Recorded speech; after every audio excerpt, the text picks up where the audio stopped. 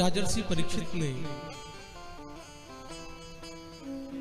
कलयुग को सुवर्ण में वास दिया। कल की कथा हम सभी लोगों ने श्रवण किया कि 4 स्थान राजर्षि परीक्षित ने दिया और पुनश्च याचमान आए, और पुनः कलयुग ने जब 5वां स्थान मांगा तो जात रूप मदात प्रभु कहा कि जाओ तुम्हारा वास स्वर्ण में होगा। स्वर्ण का एक अर्थ संपत्ति भी है, वित्तम धन भी है। तो कहने का भाव जो भी अनीति पूर्वक मनुष्य के द्वारा कमाई हुई संपत्ति है, सब में कलयुग का वास है। एक दिन राजर्षि परीक्षित के मन में विचार आया कि हमारे राजभवन में कई कक्ष ऐसे हैं जिसको अभी तक हमने खोला ही नहीं, ताला लगा हुआ है। और एक कक्ष खोला, एक संदूक पड़ी हुई थी, और उस संदूक को खोला, हीरे जवाहरात पन्ना पुखराज जड़ित एक सुवर्ण का मुकुट था, देखने में बड़ा सुंदर था। और उस मुकुट को राजर्षि परीक्षित ने पहन लिया, धारण कर लिया। श्री सूत जी महाराज कहते हैं यह मुकुट मगध नरेश जरासंध का था। जब भीम के द्वारा जरासंध का वध हुआ तो मुकुट बड़ा सुंदर था देखने में, तो भीम ने उस मुकुट का एक प्रकार से हरण कर लिया। जबकि जरासंध के पुत्र सहदेव ने बड़ी प्रार्थना की, निवेदन किया कि यह मुकुट मेरे पिता का है, आप इसको हमें दे दें, लेकिन भीम ने दिया नहीं। और वही मुकुट आज राजर्षि परीक्षित ने धारण किया और कलयुग आकर के सवार हो गया। आखेट करने निकले हैं। श्री सूत जी महाराज कहते हैं एकदा धनुरुद्यम्य विचरन् मृगयाम्बने मृगाननुगतः श्रान्तः क्षुधितस्तृषतो भृशम्।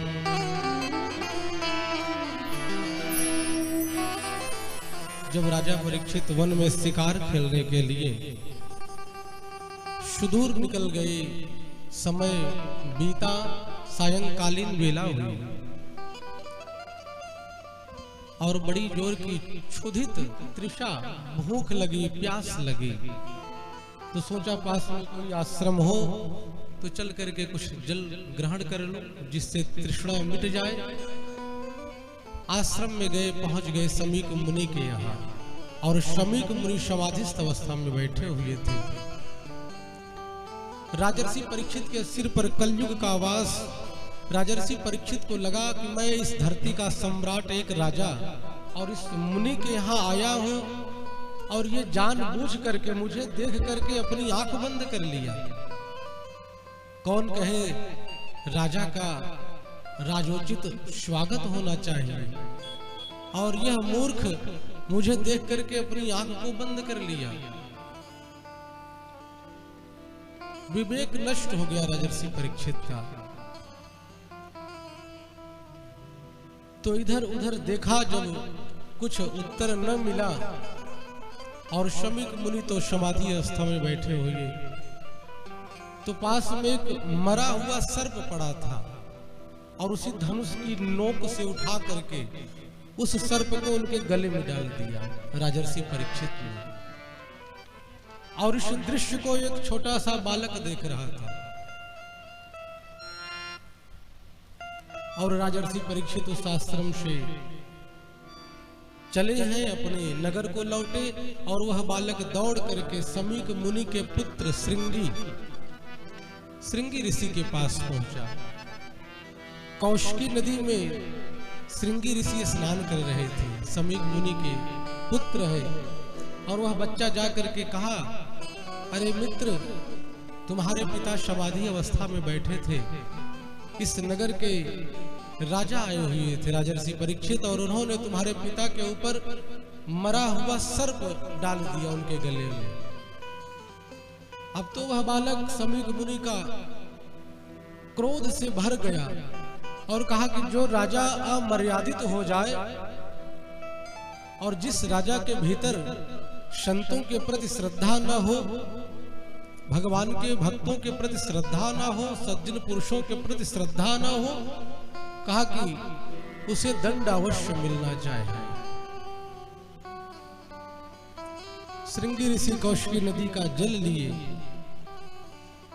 श्री शुद्ध जी कहते हैं, इत्युक्त्वा रोषतां राक्षो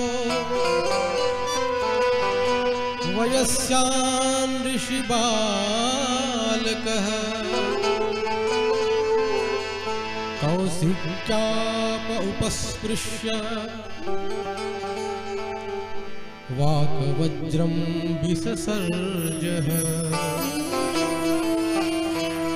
कौशिकी नदी का जल लेकर के बाण रूपी वज्र का प्रहार कर दिया महाराज और श्राप दे दिया। कहा कि जिस राजा की बुद्धि भ्रष्ट हो जाए और साधु संतों का अनादर करे, इस प्रकार से जो मर्यादा का उल्लंघन करे, उसे जीने का कोई अधिकार नहीं।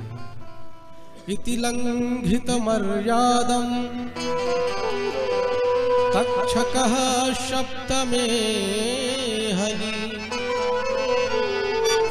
दंक्षति स्म कुलांगारं चोदितो मे तदद्रुहम्। इति लंघित मर्यादम, इस प्रकार से राजा होना कोई बहुत बड़ी बात नहीं, और राजा होकर के एक साधारण मूर्खों जैसा कृत्य करना यह ठीक नहीं है। और बाणी रूपी वज्र का प्रहार किया है। श्रृंगी ने कहा